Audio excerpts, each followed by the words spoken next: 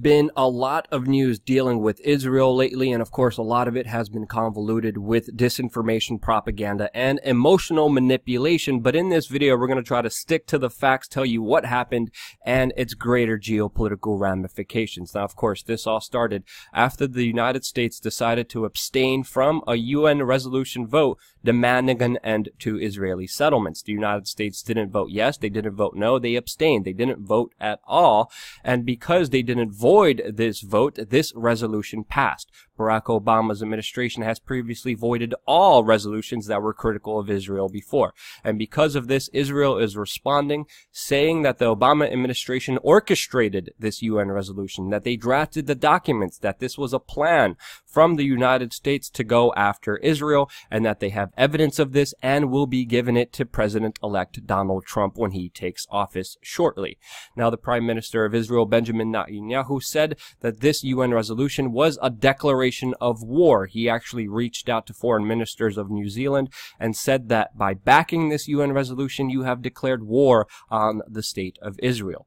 He has hardened his stance and said that there will be no Palestinian state when he is prime minister, taking out the factor of a two-state resolution, saying now that it is impossible to even happen. Now, because of this UN resolution, there is supposed to be a peace accord, a peace conference in France where Israel, Palestine, and other world powers sit down and negotiate a deal between these two countries. But Israel will not participate in this peace accord and will not attend because they see this resolution and this act as an attack on its state. And in a defiant move, they are vowing to expand its settlements on Palestinian territory. And if you could look at the land map of Israel and Palestine from 1947 to the current day, you could see the expansion that has been taking place and surging within the last few months.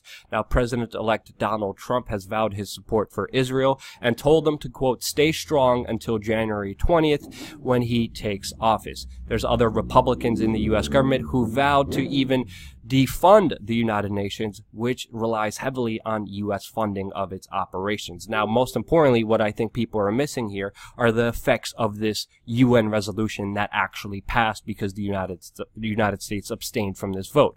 What are the effects of it? Well, none at all. The resolution has no immediate practical effect on Israel, the Israeli-Palestinian conflict, or the peace process. That's because the resolution is non-binding, effectively creating guidelines and recommendations. There have been a number of UN resolutions passed against Israel from 1955 to 2013, and they have no immediate effect on the state of Israel.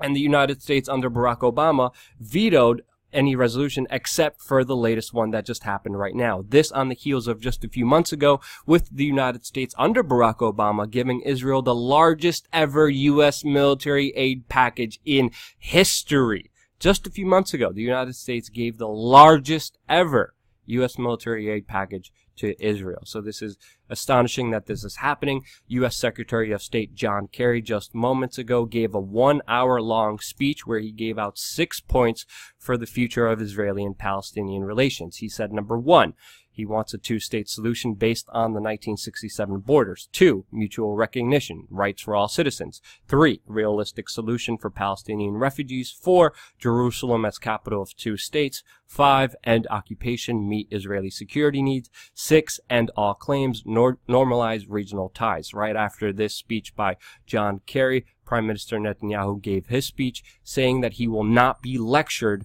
by the United States on this issue. Now, many Israelis that I talk to talk about a shadowy force that has been compromising peace within Israel. Ever since the death of Prime Minister Rabin in 1995, many people have given up on the peace process since he was very crucial and important in brokering deals and accords with Palestinians, with Muslim states surrounding Israel, and he was assassinated very mysteriously with many people calling shadowy forces behind the scenes preventing the peace process from happening. There's also been other evidence presented by WikiLeaks and other government insiders showing how the Israeli government has been supporting Hamas, a right-wing extremist element inside of Palestine that has been very right-wing, that has been very detrimental to the peace process. Now, Hamas, an international terrorist organization that has also been financed by other states internationally, has done a lot of harm to the peace process, and many people say by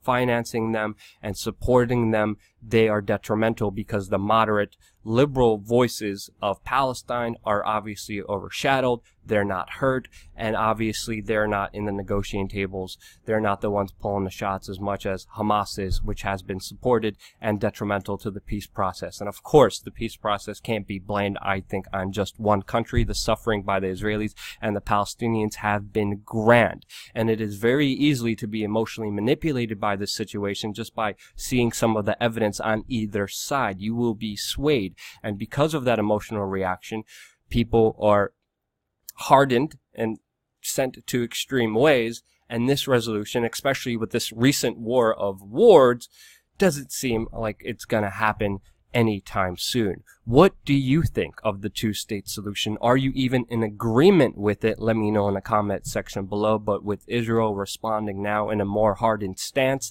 that solution is less likely than ever, especially with President-elect Donald Trump taking office in just a few days. What will happen, we will cover here on this YouTube channel. Thank you again so much for watching, subscribing, and clicking the bell button, being there for us on patreon.com/WeAreChange, so we could actually provide you the news, because we are beholden to you, because we are financed by you. Thank you again so much for watching. Stay tuned. We're going to have a lot more about this and everything else happening geopolitically with American foreign policy on this YouTube channel.